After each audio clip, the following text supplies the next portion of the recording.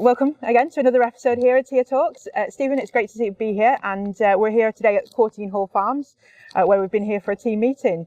Stephen, how are you doing? Very well, thank you, Gemma, and you? Yeah, good, thank you. Stephen, do you want to catch up a bit about what we've been doing here today? Yeah, certainly. So we're here at Courtine Hall Estate, a fantastic estate in the middle of the country, and we brought all of the team here. And the reason that's so important to me is that we can all sense check the work that we're doing. We get to access the estate manager, Rosie, who gave us a fantastic farm walk today. And we can actually see the work that we're doing and how it's going to apply to other estates and other farming businesses throughout the industry.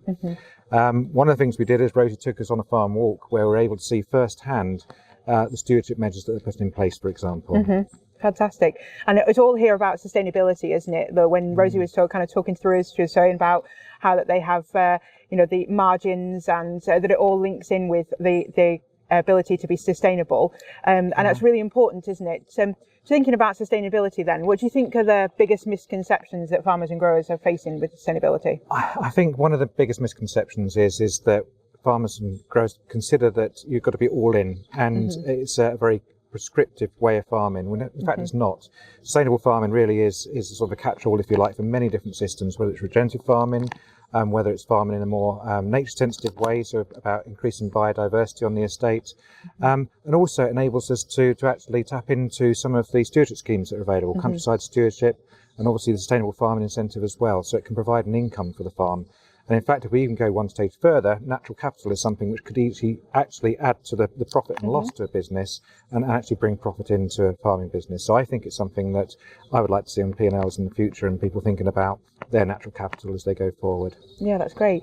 I think that really ties in sort of with my next question, which is how do you see that farmers and growers can balance that that being sustainable but also being profitable for the future? Well, I think we've got to farm to the weather. We've had as we know, we've had a challenging year this year, and we've got to be adaptable.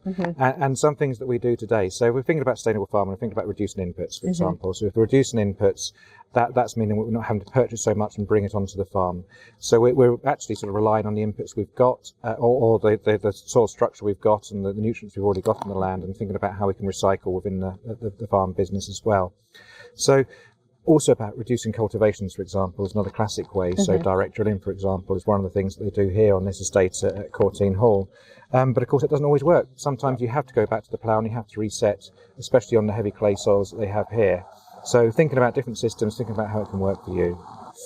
So you've mentioned quite a few terms there, and obviously we know that there are a wide-ranging kind of number of terms when we think about sustainability. How can people take advantage of TIAH and learn about a little bit more about this? Yes, as I said, Gemma, sustainability and sustainable farming is really an umbrella term, and one of the ways I'd recommend people to find out more about it is to go to our Sustainable Hub on the TIAH platform, and you can find a vast amount of resources there. So, for example, we have case studies, real case studies from businesses, and we've got some articles about how people are farming sustainably in their own businesses.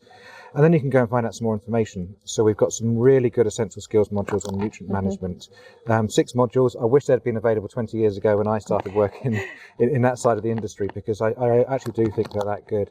And we've also got soil pathways as well. We want to learn more about our soils and understand how to get the best out of them. And we've got to think about future generations and how we pass those soils on the best possible quality and health. So there's numerous resources there, and that's definitely the first place to start looking, is our Sustainability Hub. Well, fantastic. Thank you so much for catching up with me today, and I'm sure we'll be back next time for another engaging talk. Thank you. Fantastic. Thank you, Gemma.